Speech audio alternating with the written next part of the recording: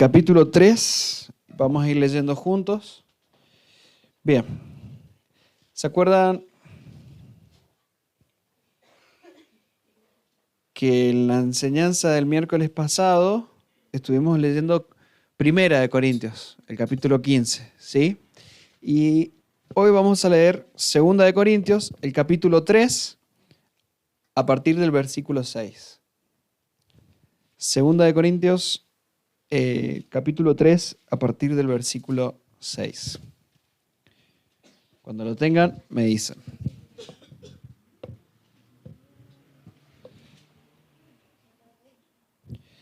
Bien, ¿lo encontraron? Bien. ¿Se acomodaron? Arrancamos. Bien. ¿Saben que uno de los peores enemigos que tenemos son nuestras fuerzas? ¿Sí? Y este mensaje se llama así. Uno de nuestros enemigos son nuestras fuerzas. Y lo vamos a ir desarrollando hoy. ¿Lo tienen ahí? ¿Sí? Bien. Muy bien. Perfecto. Bien, ahí está. Versículo 6 dice, yo se los leo en esta versión, Nueva Traducción Viviente, y vamos juntos. Dice, Él nos capacitó para que seamos ministros de su nuevo pacto. Esto no es un pacto de leyes escritas, sino del Espíritu. El antiguo pacto escrito termina en muerte, pero de acuerdo con el nuevo pacto, el Espíritu da vida. ¿Sí? ¿Lo tienen? Versículo 7. El camino antiguo, con leyes grabadas en piedra, conducía a la muerte, aunque comenzó con tanta gloria que el pueblo de Israel no podía mirar la cara de Moisés, pues su rostro brillaba con la gloria de Dios, aun cuando el brillo ya estaba desvaneciéndose. ¿No deberíamos esperar mayor gloria dentro del nuevo camino ahora que el Espíritu Santo da vida? Y acá Pablo está hablando de lo que es el antiguo pacto y el nuevo pacto, ¿sí? La Biblia se divide entre antiguo pacto y nuevo pacto. Antiguo Testamento y Nuevo Testamento, ¿sí? Lo que nos dice es la forma en la que Dios se relacionaba con el hombre y la posición que el hombre tuvo en el antiguo pacto con Dios y en el nuevo pacto después de que Jesús vino, ¿sí? Bien, acá Pablo está hablando de esto, el apóstol Pablo. Y dice, el versículo 6 dice, Él nos capacitó para que seamos ministros de su nuevo pacto, ¿sí?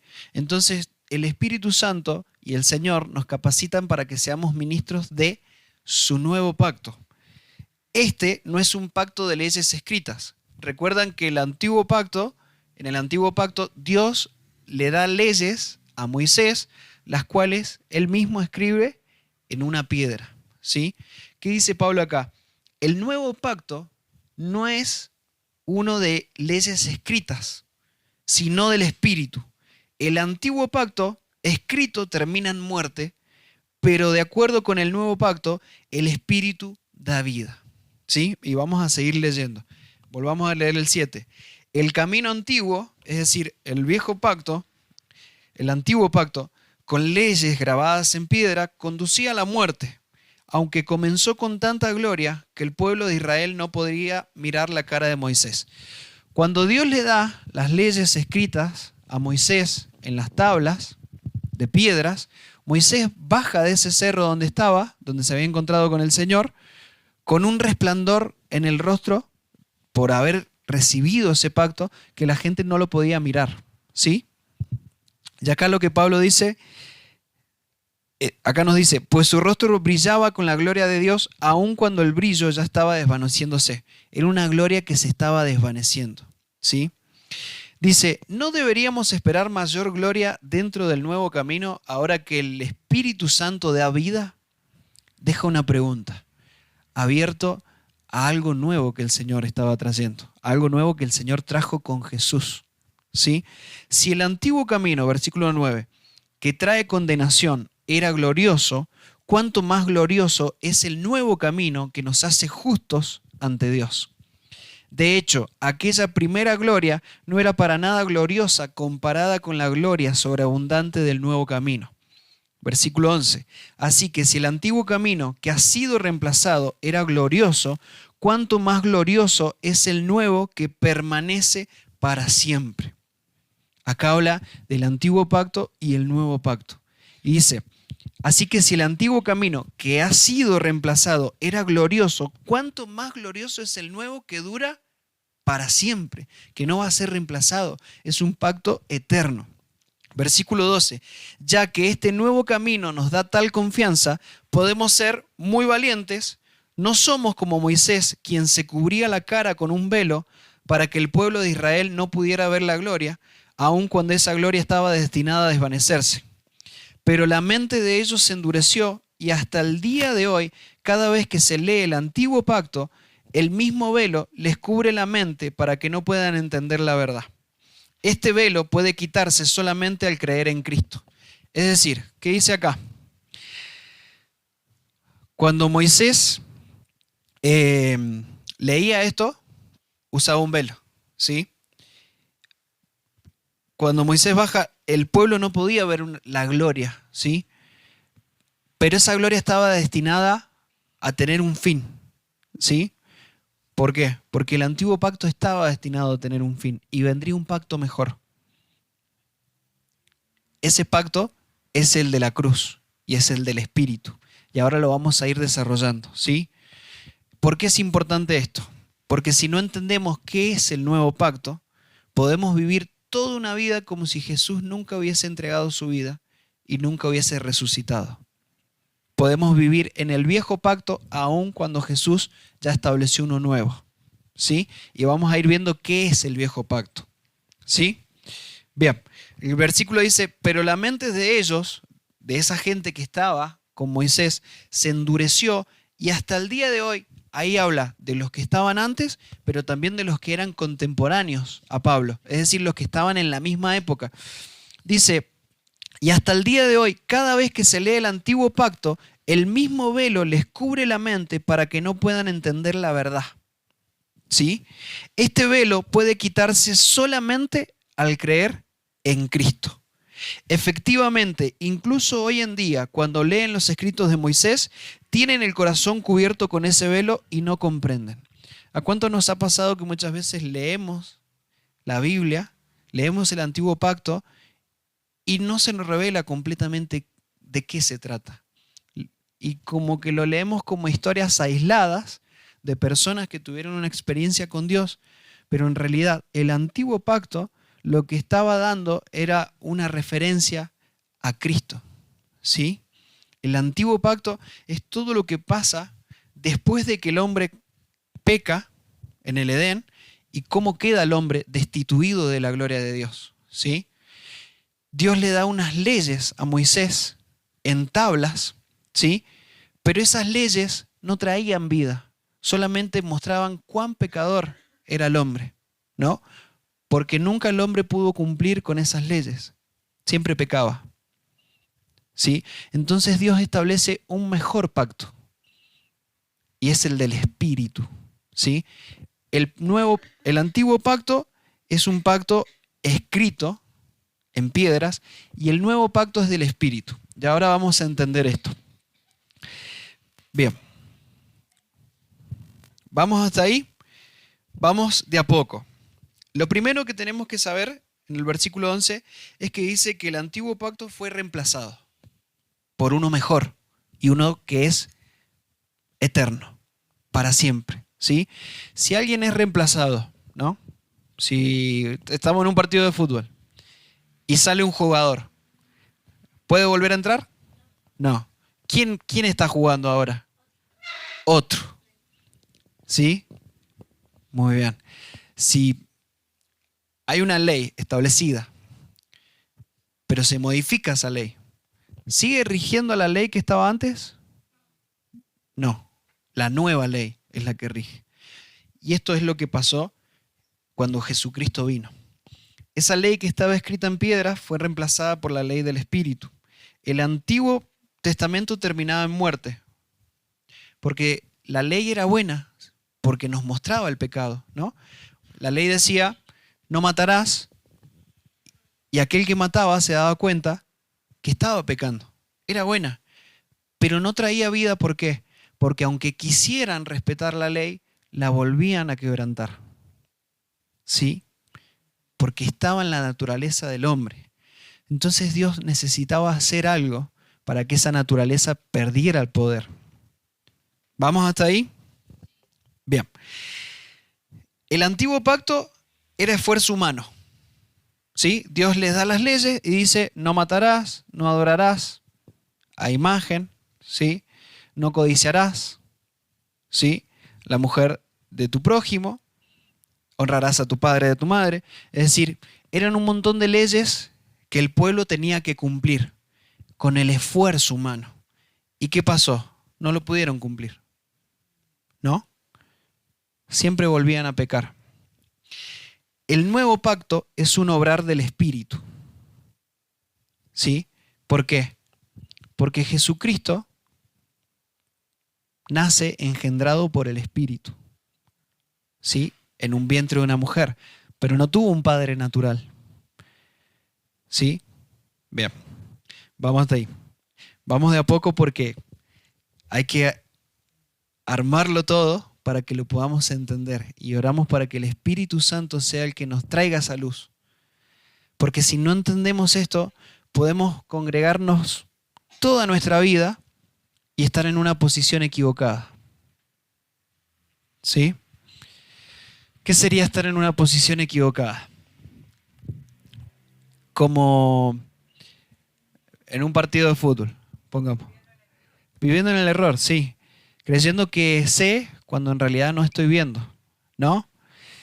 Es como cuando una persona no tiene visión, una persona ciega, eh, si realmente no hay alguien que le esté orientando, puede que la muevan un poco y esa persona piense que esté en un lugar y quizás la han llevado a otro lugar, ¿no? Porque no está viendo. Y eso nos puede pasar. Entonces es necesario entender por qué pasó lo que pasó, por qué Cristo tuvo que venir, por qué murió en una cruz, por qué fue resucitado, ¿sí? Y eso fue un poco de lo que hablamos la semana pasada, ¿se acuerdan? ¿Sí? Bien, hoy lo vamos a ver. Vivir esta vida cristiana sin mirar a Cristo crucificado, muerto y resucitado, produce que andemos en la carne y no en el espíritu. Vamos a Juan 3:6. Juan 3:6.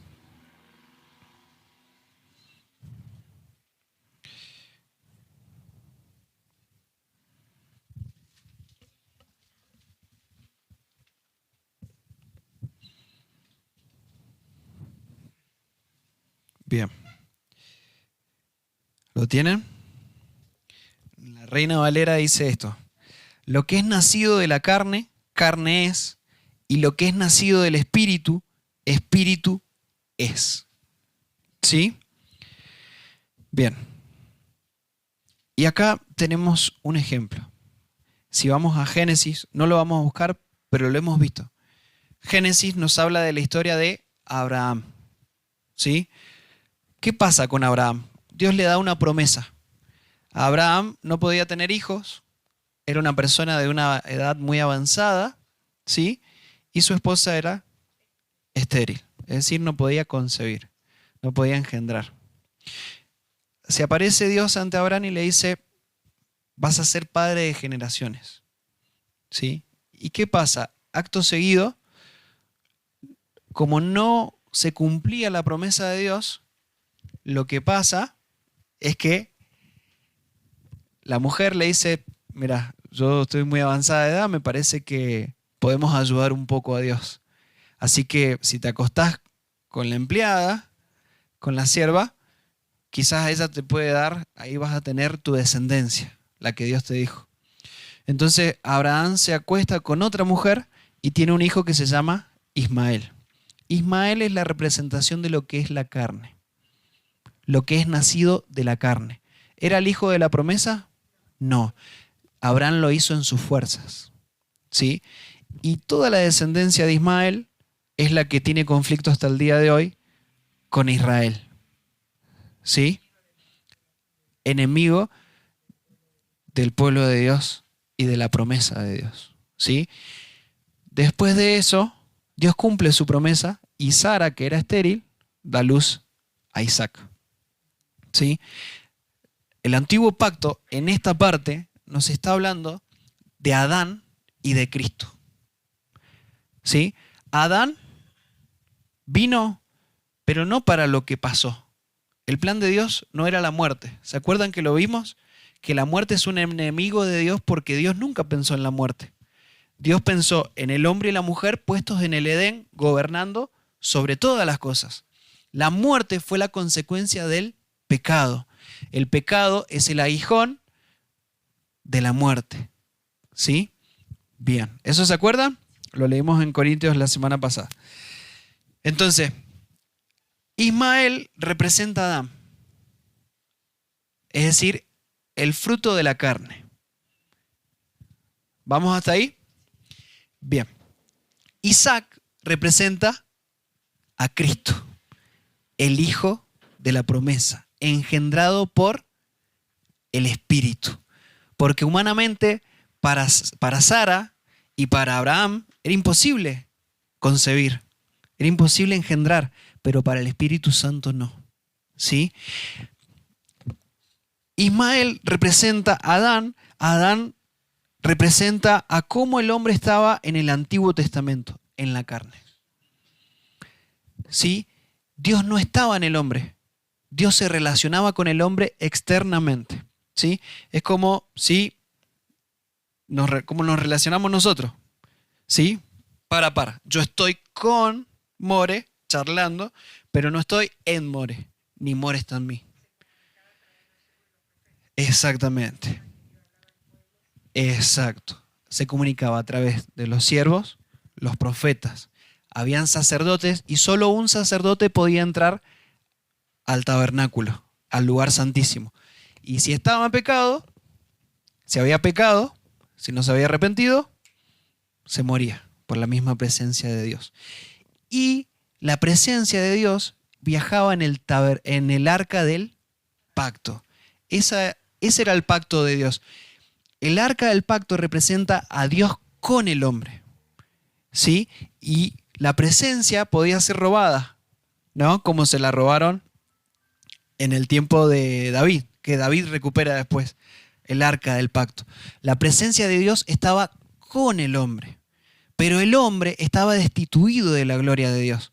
Habían hombres que escuchaban la voz de Dios como los profetas, pero no todo el pueblo. ¿Sí? Bien.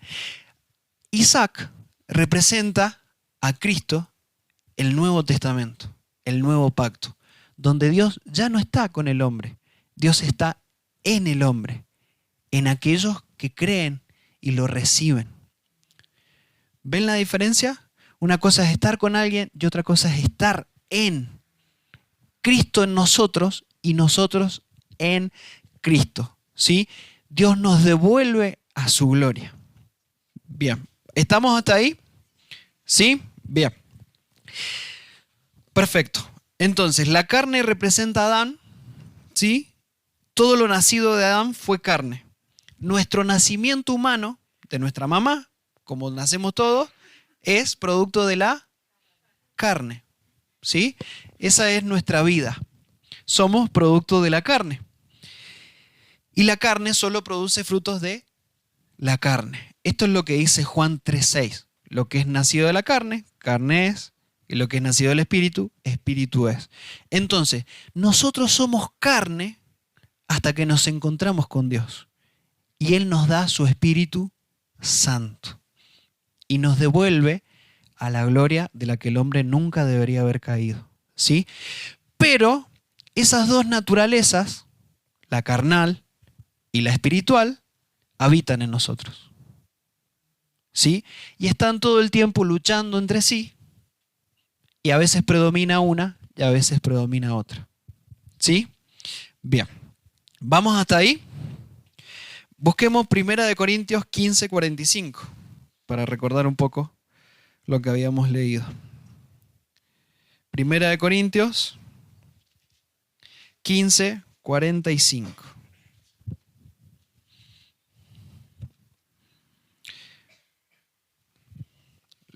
¿Lo tienen? Bien. Dicen, yo se los leo en esta nueva traducción, la nueva traducción viviente. Dice, las escrituras nos dicen, el primer hombre, Adán, se convirtió en un ser viviente. Pero el último Adán, es decir, Cristo, es un espíritu que da vida. Lo primero que viene es el cuerpo natural. Y más tarde viene el cuerpo espiritual. Esto es lo que dice acá. Adán, el primer hombre, fue formado del polvo de la tierra, mientras que Cristo, el segundo hombre, vino del cielo. Los que son terrenales son como el hombre terrenal y los que son celestiales son como el hombre celestial. ¿Qué quiere decir Pablo acá? Que podemos ser o terrenales o espirituales, dependiendo de si hemos nacido de nuevo o no. Por eso Jesús, cuando se encuentra con Nicodemo, le dice, es necesario nacer de nuevo. Nicodemo era un maestro judío. Él enseñaba acerca de Dios. Y Jesús viene y le dice, Nicodemo, te es necesario nacer de nuevo. El que no nace del agua del Espíritu no puede ver el reino y no puede entrar. Es decir, es un ciego. El que no nace de nuevo es un ciego espiritual.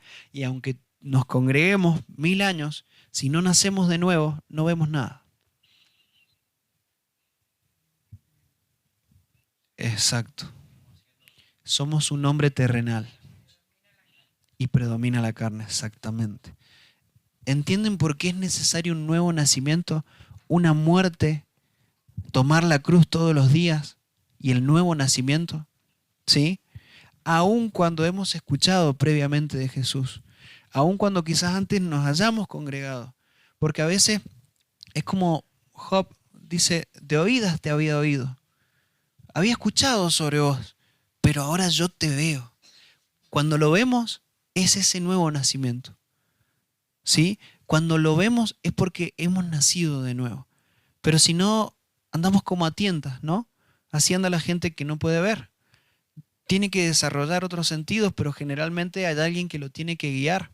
Y si no hay nadie que lo guíe, exactamente, pero no pueden ver, ¿sí? Entonces, es necesario que nosotros nos preguntemos, ¿en qué naturaleza operamos? ¿En qué naturaleza vivimos?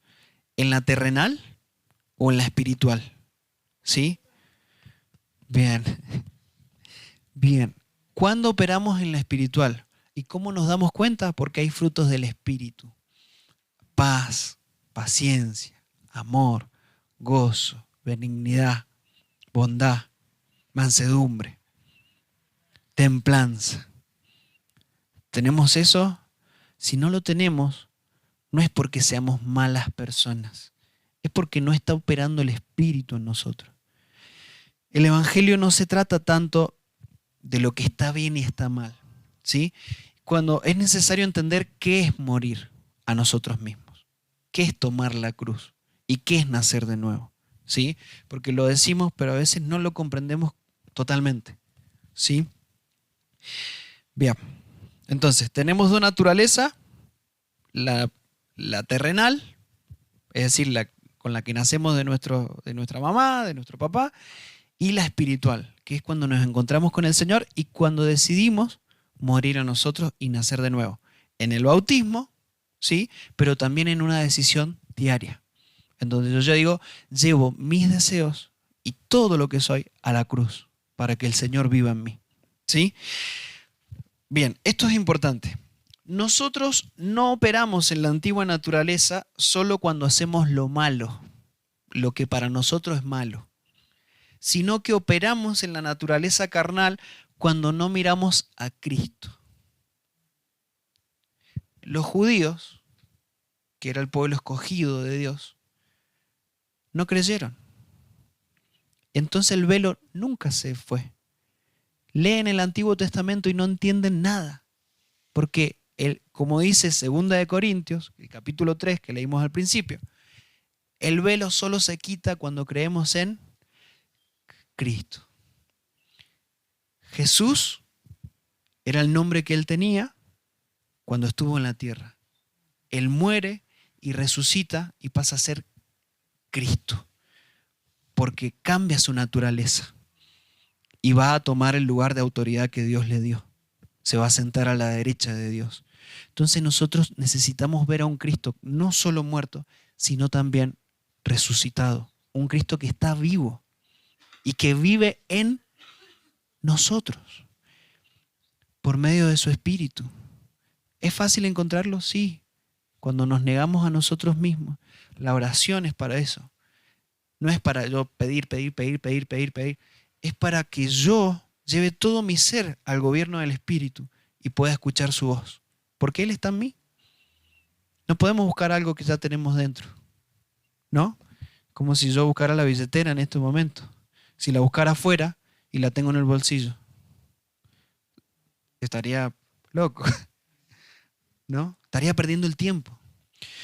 Entonces, ¿se dan cuenta por qué es importante entender lo del antiguo pacto, el nuevo pacto, lo de la primera naturaleza y la segunda naturaleza? Porque podemos, si no, vivir toda una vida sin ver a Cristo, viviendo en nuestra carne y en nuestras fuerzas. Y nuestras fuerzas a veces pueden ser nuestras peores enemigas. ¿Sí?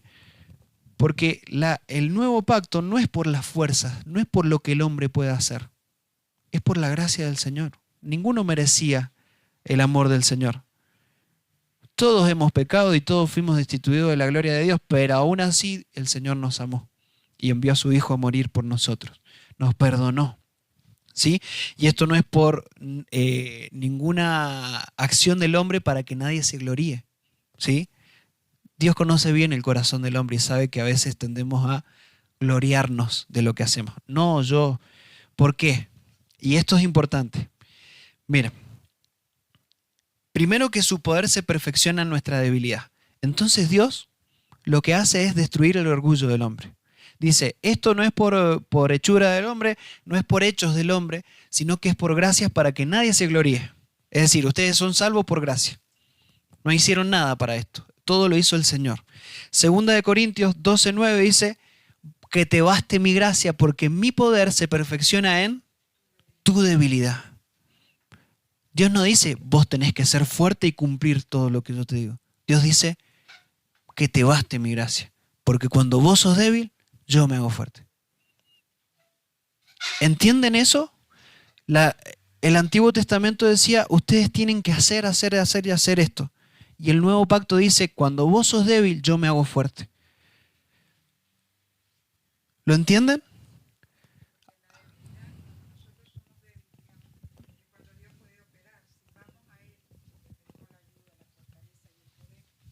En esa debilidad es donde Dios se manifiesta en nosotros. Es donde le damos el espacio, la cabida al Espíritu Santo para que el Espíritu Santo fluya y haga su obra. Si nosotros seguimos siendo fuertes, vamos a hacer cosas en nuestra voluntad, en nuestra fuerza, en los deseos nuestros, pero ahí es como que no le vamos a permitir a Dios el poder obrar a través de nuestras vidas. Así no, por eso dice, cuando seamos débiles, cuando nosotros decimos, bástate mi gracia, mi poder, el poder de Él se perfecciona en tu debilidad. Cuando somos débiles es cuando más fuertes somos en Él, porque haya todo el espacio del Espíritu Santo para obrar y darnos la victoria. Ahora la pregunta es, ¿cuántas veces dejamos que el Espíritu Santo obre en nuestra vida? Cuando tenemos que hacer algo, decimos, Señor, que se haga tu voluntad, o hacemos, y cuando no damos más, decimos, Señor, que se haga tu voluntad. A veces hacemos así, ¿no? Y ahí operamos en nuestra antigua naturaleza, en la naturaleza terrenal, y no operamos en la naturaleza espiritual. ¿Saben dónde hallamos descanso? Solamente en Jesús. Jesús dijo, vengan a mí todos los que están cansados, trabajados, que yo los voy a hacer descansar. Porque mi carga es liviana, ¿sí? Y mi yugo es fácil de llevar, ¿sí? Pero cuando no vamos al Señor, nosotros llevamos las cargas. Y estamos recomplicados, ¿no? Porque nuestra naturaleza humana no tiene la suficiente fuerza para llevar eso, ¿sí?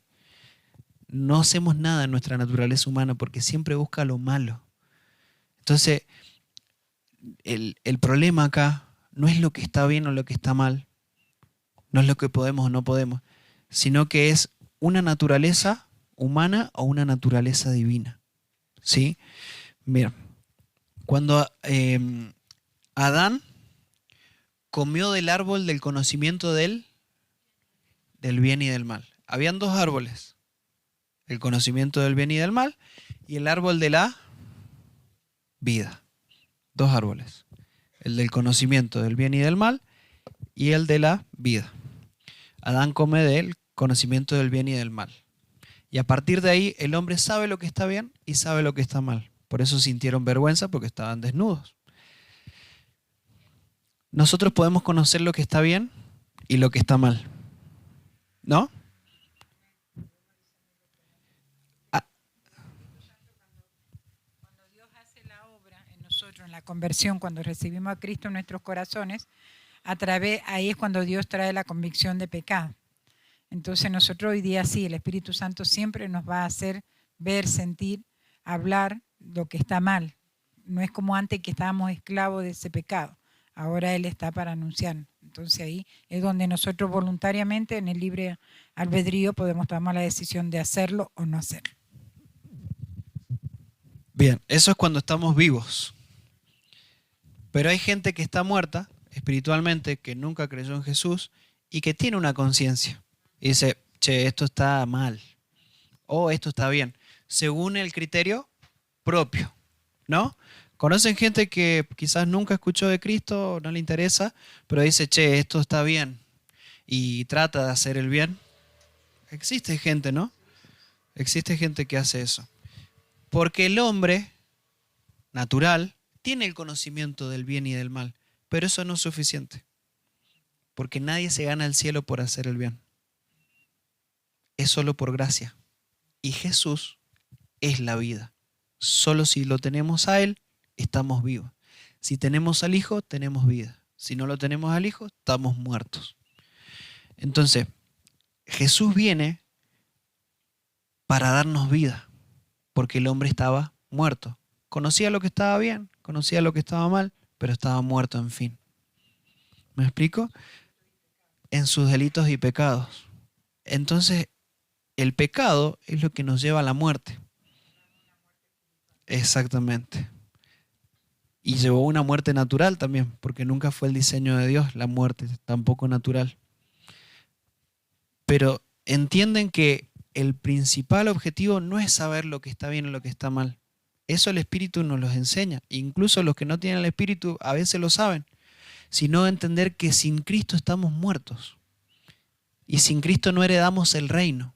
Y si no nacemos de nuevo no podemos ver el reino de Dios. No podemos entrar. Y si no entramos, nos congregamos al Pepe. Él es el camino. Por eso Jesús vino y dijo, yo soy la fuente de agua viva. ¿Sí? Pero el hombre que hizo para sí mismo fuentes de agua que no pueden retener.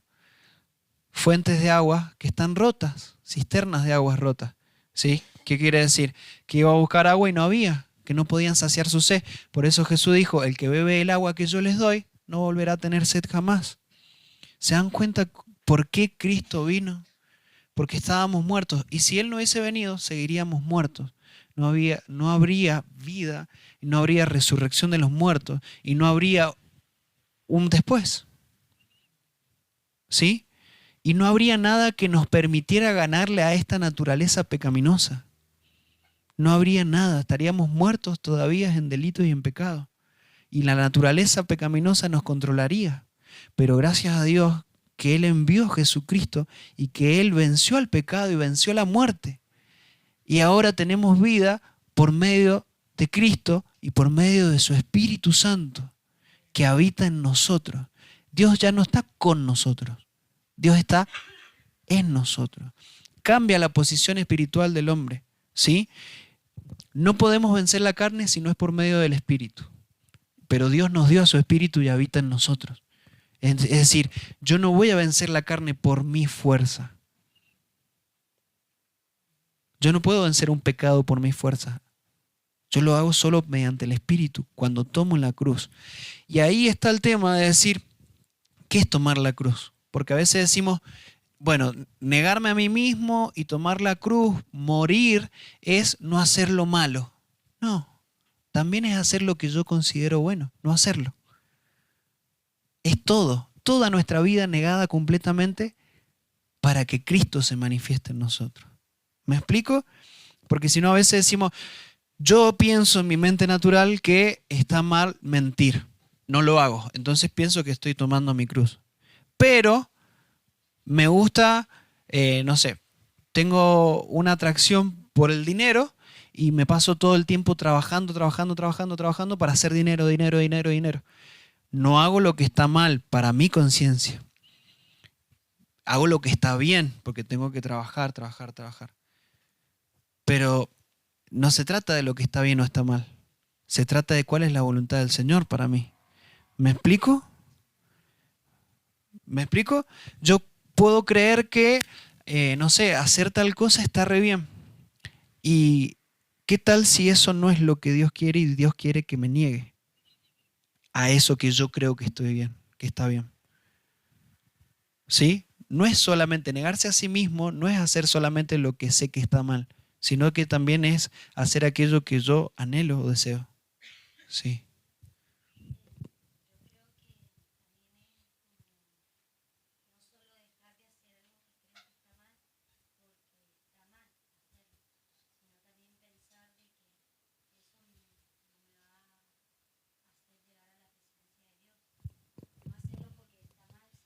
Ujú. Mm. Bien. Sí, tiene que ver con una convicción, quizás, lo que decís. Pero exactamente. Creo que es necesario entender esto, que hoy hablábamos con Navi. A veces a los niños les enseñamos lo que está bien y lo que está mal y no les enseñamos que están muertos si no tienen a Cristo. Entonces los niños van a saber lo que está bien y lo que está mal, pero van a estar muertos. Entonces no se trata de... Eso es reglas, eso es leyes, eso es la ley. La ley nos enseñaba lo que estaba bien y lo que estaba mal, pero no daba vida. Nunca dio vida, solo trajo condenación y muerte. Por eso tuvo que venir Cristo. Es el único que nos da vida. ¿Se entiende? ¿Se entiende por qué Él es tan necesario? Sí. O sea, la ley es importante. En el caso de uno, por ejemplo, los 10 mandamientos, no robarás, no mentirás, bueno, que ya lo sabemos, y que en el niño también es necesario marcarle, ¿no? Uno como guía, como adulto, pero no es suficiente porque si no tienen un encuentro con Dios, si ellos realmente no tienen esa convicción y esa vida espiritual, a la larga se, se van a desviar o van a ser simplemente niños que conozcan el bien y el mal, que no está mal, pero no es suficiente. Entonces, como dice la palabra, que instruye al niño en el camino y no se apartará jamás de él. Y el camino, el único camino que nos lleva a Dios es Jesús. O sea, como que Él es la Cristo, digamos, como que es ese camino que nos lleva, ¿no?, a morir a nuestros deseos, a nuestras inquietudes, que bueno, y también en los chicos lo vemos, ¿no? Que quizás quieren todo ya, ahora, todo el tiempo lo que ellos desean, y que uno ahí también tiene que intervenir para que ellos puedan morir, digamos, a sí mismos también. Creo que cuando nosotros hablamos de morir, uno dice, está muerto, es como por ahí quizás como un poco fuerte al escucharlo para el niño. Pero yo creo que lo que estamos hablando cuando hablamos de muerto, digamos, de no tener una vida plena en Dios. Por eso siempre creo que en este tiempo uno trata con los niños de la escuela, de los innovadores, que ellos conozcan a Jesús, que ellos dependan de Jesús, que ellos desarrollen su vida en Él. Porque cuando ellos se encuentren y tengan, a que sean chiquitos, una vida espiritual con Cristo, ellos por más que transicionen situaciones, adversidades, esa vida plena de Él los va a llevar a ellos a encontrar una vida distinta, a vivir una vida distinta, que sería la vida del plan de Dios para su vida. Exacto. Porque si no le enseñamos que Cristo tiene que vivir en ellos, van a saber lo que es el bien y el mal. Pero no es suficiente. Exactamente. Por eso, justo al principio leíamos esto.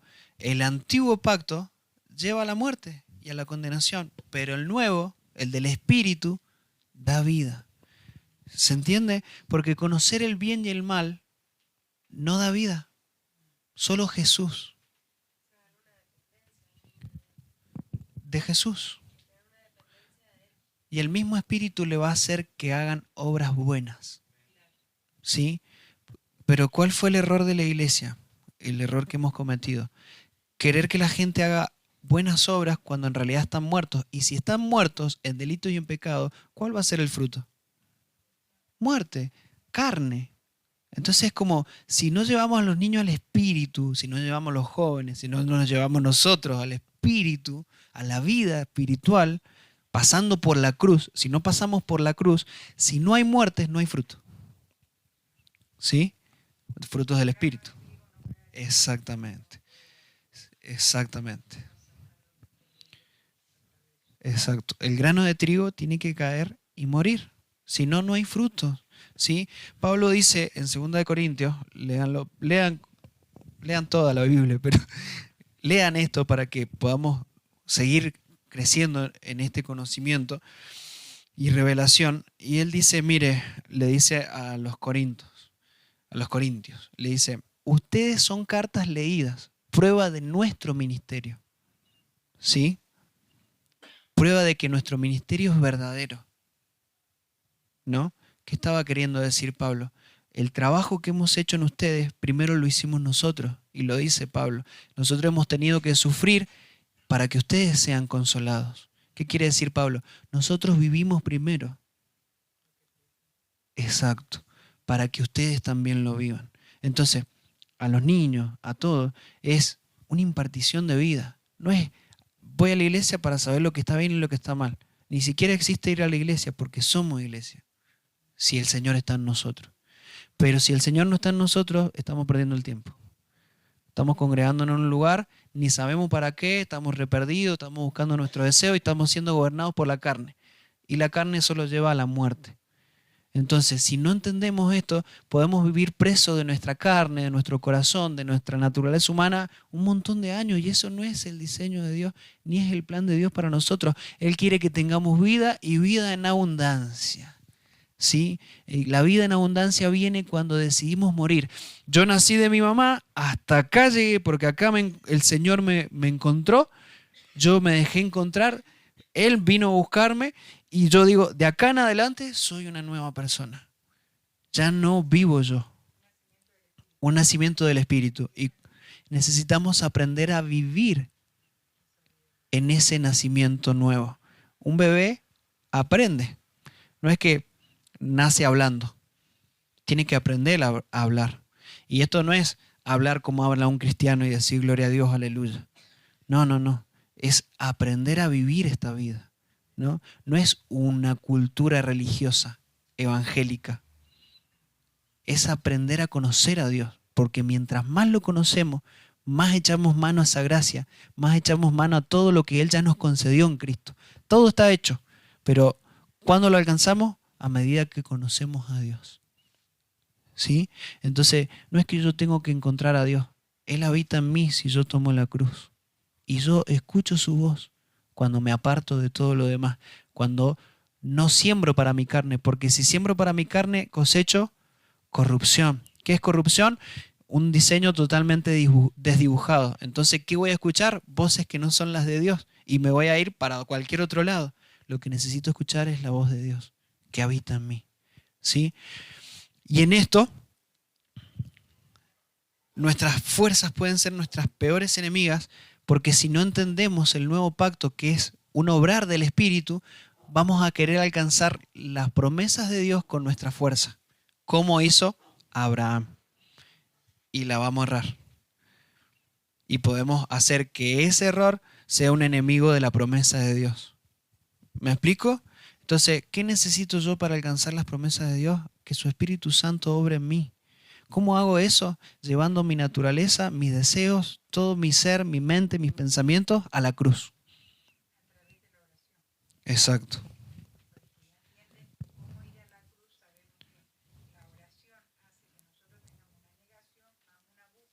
Ujú. Exacto. El Señor oraba, pedía cosas, pero el Señor oraba para saber qué es lo que Dios quería que hiciera. ¿Sí? Y para fortalecerse en el Señor. Es como, a ver, si yo me como 3 kilos de asado, ¿cómo va a estar mi interior? Y pesadísimo, colapsado. ¿Sí? Ahora, si yo en vez de comer carne, decido comer un poco de verdura y una ensaladita, ¿cómo va a estar mi interior? Bien, ¿no?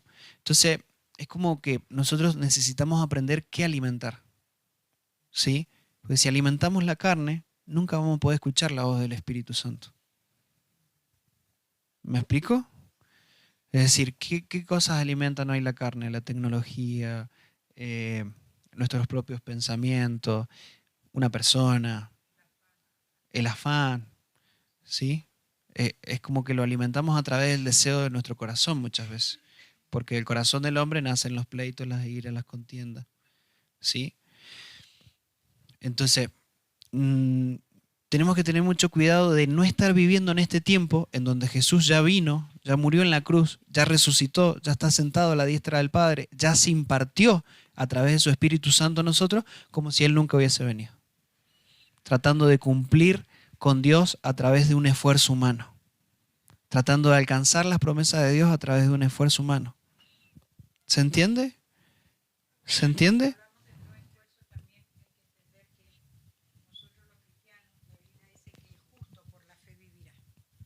Esto de vivir por la fe es tener una dependencia de Él, creerle a Él, esperar en Él, confiar en Él y entregar, digamos, nuestra voluntad para que su voluntad se cumpla. Entonces, esa es una de las formas que nosotros tenemos, ¿no?, de tomar la cruz, de negarnos, y porque a veces quizás tenemos un deseo y ese deseo no es la voluntad de Dios. ¿Qué sé yo? Me compro una casa en la esquina y quiero esa casa, y quiero esa casa, y quiero esa casa, y a lo mejor Dios tiene preparada otra casa. Entonces, mejor, y si yo hago eso, tengo consecuencias, digamos, de no haber tomado las decisiones correctas por no haber consultado con Dios. Y la desobediencia. Entonces, ahí por eso es tan importante, y en este tiempo más, el tema de la oración, de la dependencia, de pedirle sabiduría, de decirle al Señor que no sea como yo quiero, que sea como tú quieres. Porque la oración es el modelo que Cristo nos dejó, es la única forma donde podamos adquirir sabiduría del Padre y donde podamos ser más certeros en todo lo que hagamos, en todo lo que decidamos todos los días de nuestra vida, ¿no? Una oración personal, una oración de intimidad, una oración donde derramo mi alma y mi corazón delante del Señor para que Dios tome el control también de esas áreas, que es diferente a la oración corporativa. Claro, porque es como que si no, ¿cuándo voy a escuchar la voz de Dios?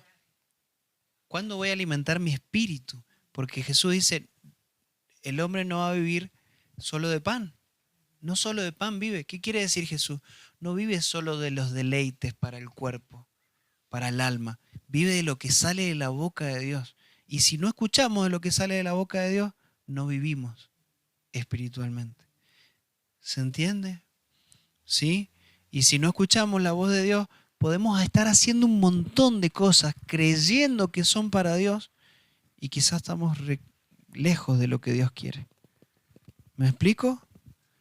Entonces, el nuevo pacto es un obrar del Espíritu, en donde alcanzamos lo que Dios ya estableció. Ya hemos sido sanos por sus llagas, hemos sido liberados del poder del pecado, ¿sí? Hemos sido santificados, hemos sido escogidos, apartados, ¿sí? No es algo que Dios va a venir a hacer. Él ya lo hizo a través de Cristo.